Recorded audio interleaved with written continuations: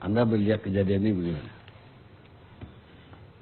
Saya melihat ini untuk yang kesekian kalinya menilai bahwa kekurang tepatan dalam implementasi berdakwah masyarakat Indonesia.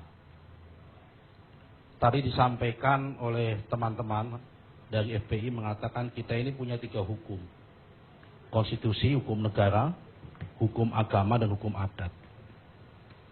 Di atas hukum agama dan hukum adat itu ada konstitusi. Ketika kita ini bernegara, maka kita ini acuannya adalah konstitusi. Nah, karena itu sekali lagi acuannya adalah konstitusi. Kalau memang ada masalah terhadap individu Ahok, yang perlu dibuktikan ini adalah ada nalar konstitusionalitasnya. Bukan pada nalar suka atau tidak suka. Kita ini orang Indonesia yang beragama Islam. Bukan orang Islam yang ada di Indonesia. Sekali lagi saya katakan, kita ini orang Indonesia yang beragama Islam, bukan orang Islam yang ada di Indonesia. Kita lahir, kita sujud, kita sholat di bumi Indonesia.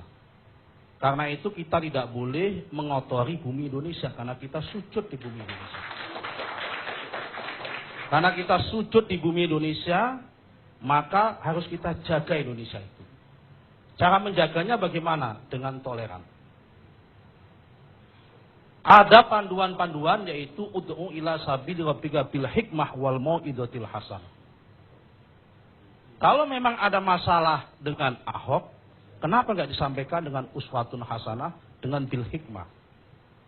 Saya kira orang seperti Ahok itu orang yang senang berdebat, bukan anti debat. Tadi dikatakan mulutnya cablak. Orang cablak pasti dia suka debat, suka dikritik. Ya kan? Karena itu yang kita tekankan adalah apa yang dilanggar dalam Undang-Undang Dasar oleh Ahok. Itu dibuktikan secara konstitusionalitasnya. Perkara dia kemudian ditetapkan oleh konstitusi menjadi gubernur atau tidak menjadi gubernur, itu urusan konstitusi. Tugas konstitusional. Bukan tugas suka tidak suka.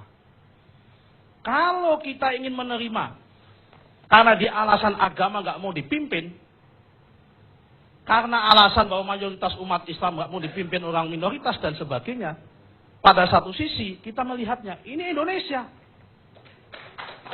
Di Indonesia tidak mengenal dominasi mayoritas maupun tirani minoritas. Di NTT, saya sebutkan hari ini, ketua DPRD-nya Muslim. Saudara Anwar Puagino. Saya kenal baik. Karena orang Golkar tapi nggak dipecat kayak saya. Harusnya Romo Beni protes. Di mana mayoritas umat Katolik dipimpin oleh ketua DPRD-nya Muslim. Tapi di Indonesia ini karena berdasarkan konstitusi adalah Pancasila dan Undang-Undang Dasar 45. Kita melihatnya adalah meritokrasi. Siapapun di Indonesia ini sepanjang dia itu mumpuni, dia itu bisa mampu melaksanakan tugas-tugasnya, sepanjang dipilih oleh rakyat dan ada konstitusionalitasnya, ya sudah, mau apa lagi? Kalau bicara nggak suka, kita nggak mungkin suka dengan semua orang. Hari ini pun kita nggak suka dengan Pak Desmond, misal, contohnya. Tetapi kita nggak masalah suka tidak suka, ini ranah publik. Ini hukum publik bukan hukum privat. Nggak bisa didekati dengan pendekatan-pendekatan privat. Nah, lagi pula nanti mungkin bisa ditambah. Kalau bagi kami Pak Karni Ilyas, ini kita serahkan kepada wilayah konstitusionalitasnya. Ahok nanti kita nilai. Ketika dia menjadi gubernur atau ditetapkan sebagai PLT gubernur, apakah dia mampu menyejahterakan rakyat atau tidak? Kalau ada Maulid Nabi yang dipimpin oleh Habib Muksin dan teman-teman FPI, dilarang oleh Ahok, kita sama-sama datang. Ahok salah itu. Tapi kalau ada misal, kemudian ada peringatan haulnya siapa? Habib luar Batang, dilarang oleh Ahok, Ahok pun harus kita tegur. Tidak boleh itu. Karena itu adalah ritus-ritus dan amaliah-amaliah yang baik, kenapa dilarang. Dan itu dilindungi oleh undang-undang.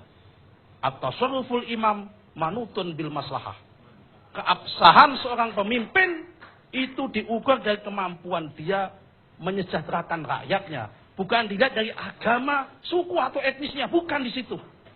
Orang mau dia itu Cina, mau itu Jawa, mau Betawi, sepanjang dia adil, sepanjang dia mampu mensejahterakan rakyatnya di Indonesia, ya sudah. Itulah pemimpinnya. Kita nggak boleh mempersonifikasi melihat orang itu dari perspektif-perspektif privatnya. Dia agamanya apa, sukunya apa. Tidak akan selesai. Kecuali kalau dia pemimpin rumah tangga. Ini pemimpin negara. Ada undang-undang negara tentang itu. Saya kira itu Pak Kali. Terima kasih. Baik. Sekarang Romo Bedi pendapatnya sebagai dari non-muslim.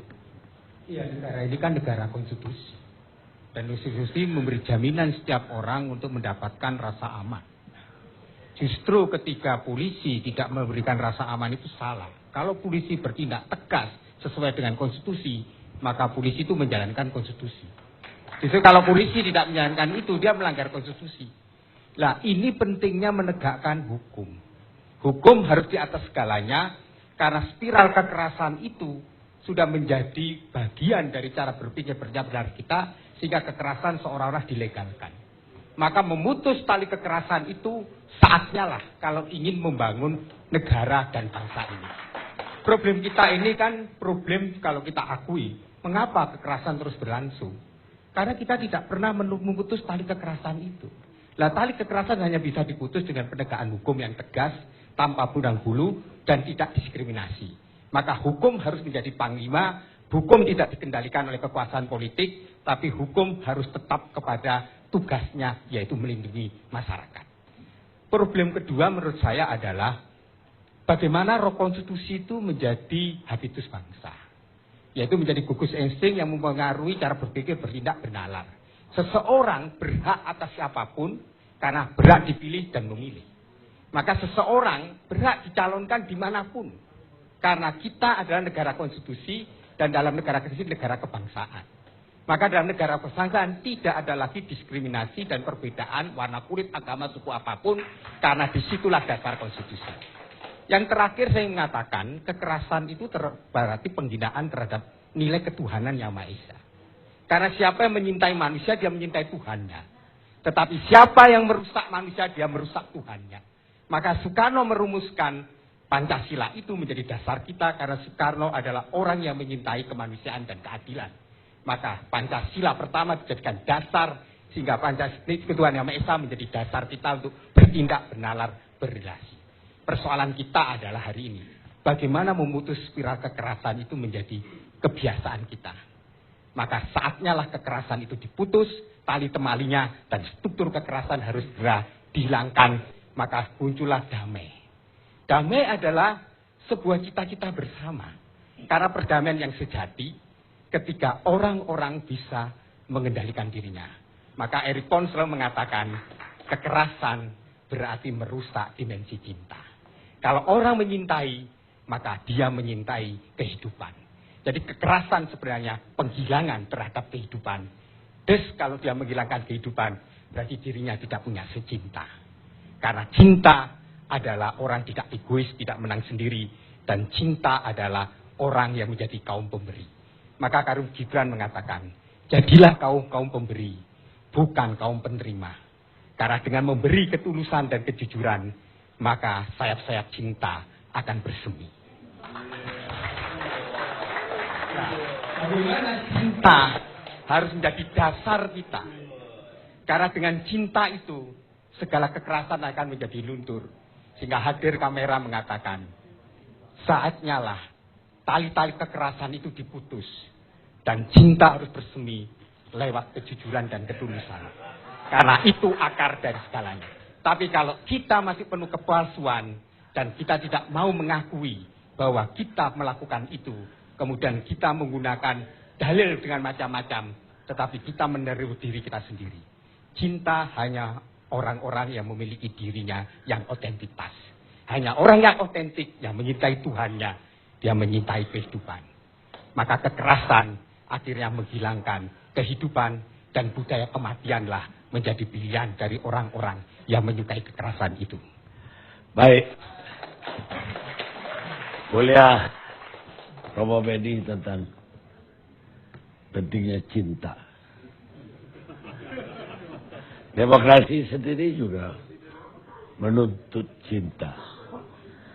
Demokrasi yang sehat itu menuntut masyarakat yang decent society.